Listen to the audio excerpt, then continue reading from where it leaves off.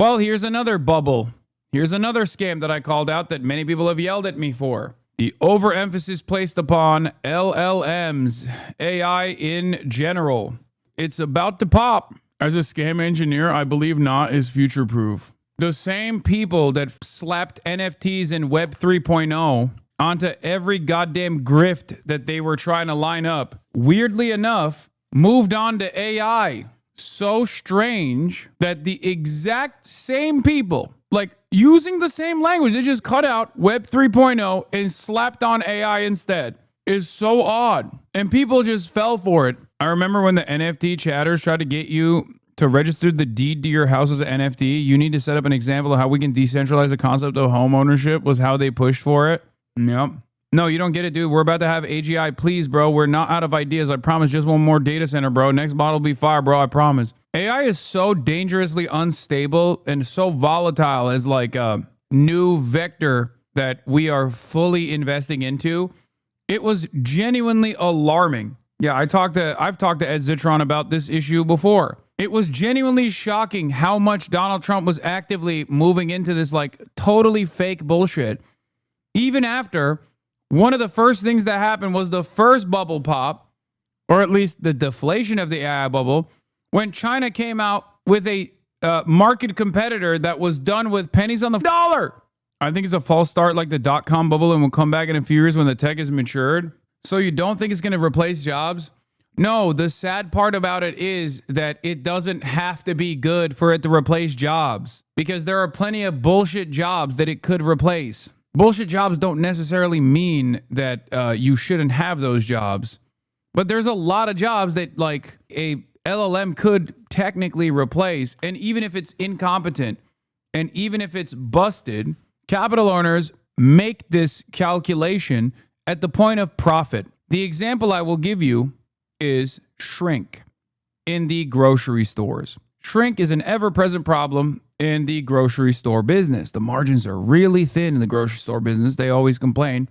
Just-in-time manufacturing and limited supply chains, so to ensure that there is not a lot of stock in the back offices of grocery stores, not a lot of warehousing. All of that has created this low profit margin industry, as they like to say. There's been tremendous market consolidation. All of that stuff is very real. There's e-commerce that have played a formative role here too.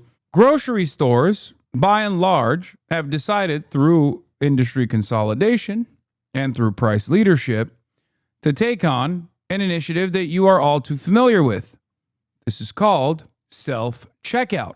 Now, self-checkout is great for profit margins, even though it has its very clear downsides. When you do self-checkout, instead of hiring a grocery store clerk, a cash register operative, you don't have to pay for their benefits, no hazard pay, potentially. You don't have to pay those wages. All of a sudden, a machine is taking over that duty.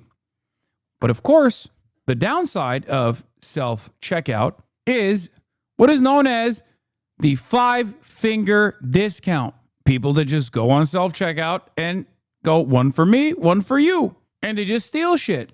But that calculation is done by the companies ahead of time, where even if it increases shrink, even if it contributes to increase in shrink, which is the number of perishable items that get destroyed in the process of travel, or grocery store items that are stolen by people, consumers, and even stolen by the workers themselves, they make up more by automating that process with self-checkout. And ironically, in that same process, they make one cashier do the job of like 12, and it's a worse consumer experience overall, but they shred a massive chunk of payroll, massive chunk of wages, massive chunk of benefits, and massive chunk of liabilities. Okay, it's also just mistakes, not just theft. Yes, mistakes as well. Massive chunk of liabilities.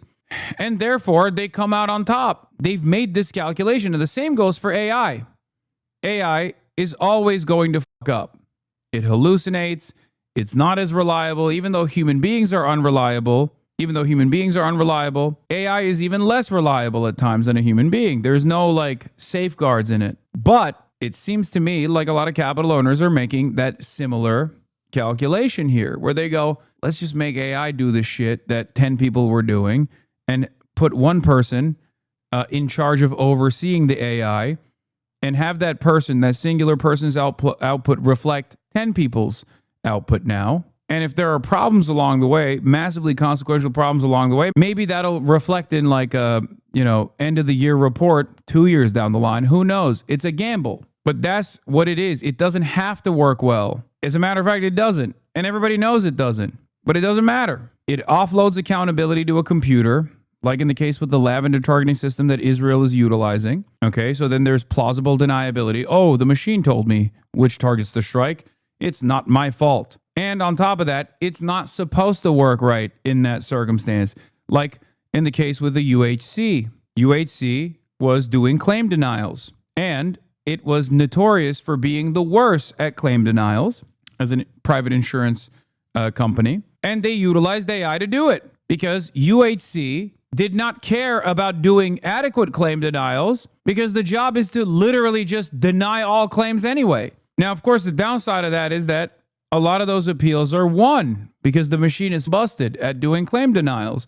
That's a more costly endeavor in the long run. But in the short term, if your goals are short-term profit seeking or rather improving the company's stocks, improving the company's stock performance, wiping out an entire chunk of like humans that were were working in the process of claim denials is fantastic. It reflects fantastic in the short term, even if it is consequential and a bad decision in the long term. No one ever cares about long-term stability. It's a quarter-to-quarter basis. So understand, this is how AI displaces the existing labor force. It doesn't have to be good. It can be bad. In some instances, it is required to be bad anyway. But capital owners are making that calculation with short-term profits in mind. But nowadays, a lot of the artificial boosting of the stock prices that came out of their hyper-focus on AI is leading to some serious issues. And it seems like the AI bubble is bursting a little bit. It's been triggered by Altman referencing the AI bubble at a recent talk coupled with this MIT report.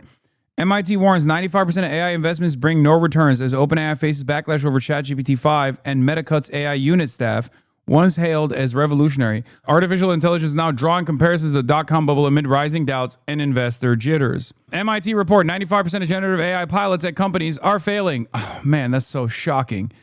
Good morning. Companies are betting on AI, yet nearly all enterprise pilots are stuck at the starting line. The Gen AI Divide, State of AI Business in 2025, a new report published by MIT's NANDA initiative reveals that while generative AI holds promise for enterprises, most initiatives to drive rapid revenue growth are falling flat. Despite the rush to integrate powerful new models, about 5% of AI pilot programs achieve rapid revenue acceleration. The vast majority stall, delivering little to no measurable impact on P&L. The research, based on 150 interviews with leaders, a survey of 350 employees, and an analysis of 300 public AI deployments, paints a clear divide between success stories and stalled projects. To unpack these findings, I spoke with Aditya Chalapalli, the lead author of the report and a research contributor to Project Nanda at MIT. Some large companies, pilots, and younger startups are really accelerating with generative AI, Chalapalli said. Startups led by 19 to 20-year-olds, for example, have seen revenues jump from 0 to 20 million in a year. Like, even that in and of itself, is that an indicator of like performance? I know that this is the only thing that we care about is like generating revenues. From 0 to 20 million a year in revenues is seen as a tremendous thing, right, for a startup. But this is literally what happened with Silicon Valley, with the Silicon Valley bubbles in the past as well. Especially because like a lot of the revenue they're talking about is usually either unsustainable, short-lived, or I don't think you really understand what's going on here with AI, to be honest. Maybe. My attitude on this stuff is that what people think are AI, what people have falsely presented as artificial intelligence, is nothing but a Google chatbot for the most part. It's more it has better capabilities than a Google chatbot, but it is a chatbot at the end of the day. And not only is it a chatbot, but it's also manipulated and also easily tweaked centrally. And you see negative backlash with ChatGPT 5, for example, because it's no longer as servile. It's giving you what you want. It's not like a self-thinking mechanism that is truly artificial intelligence or anything like that. It's not even half the time, or not half the time, but like in the beginning, it wasn't even like actual AI either. Sometimes they would just like delegate the task to like some Indian farm where they just have a bunch of dudes working for like pennies on the dollar doing the moderation, and then they claim that it's actually AI. A lot of it is just marketing. Maybe I'm wrong. I am a boomer after all, and I am willing to entertain that I might be wrong on this. But I've been very critical about the way people present artificial intelligence and what it looks like and what it can be used for right now. Yesterday, it's because they pick one pain point, execute well, and partner smartly with companies who use their tools. But for 95% of companies in the data set, generative AI implementation is falling short. Like, the reason why this is a $0 to $20 million success story could easily be because the dude, the 19-year-old, networked well and marketed their product well enough to get a dumbass company with a little bit of additional revenue to dump $20 million into their company, but it's actually not yielding any sort of like significant positive results for the company that bought into it. But if you look at that as a point of like a massive revenue generation and a huge success story, then yeah, sure. There are going to be a lot of companies that actually do short-term cash infusions. It's because they pick one pain point, execute well. But for 95% of companies in the data set, generative AI implementation has fallen short. The core issue, not the quality of the AI models, but the learning gap for both tools and organizations. While executives often blame regulation or model performance, MIT's research points to flawed enterprise integration. Generic tools like ChatGPT excel for individuals because of their flexibility, but they stall in enterprise use since they don't learn from or adapt to workflows, Chalapali explained. The data also reveals a misalignment of resource allocation. More than half of generative AI budgets are devoted to sales and marketing tools, yet MIT found the biggest ROI in back office automation, eliminating business process outsourcing, cutting external agency costs, and streamlining operations. What's behind the successful AI deployments? How companies adopt AI is crucial. Purchasing AI tools from special... Okay, this is just like literally defending AI and simultaneously saying it's just the company's fault that they're not using it they're not using it with the appropriate use case.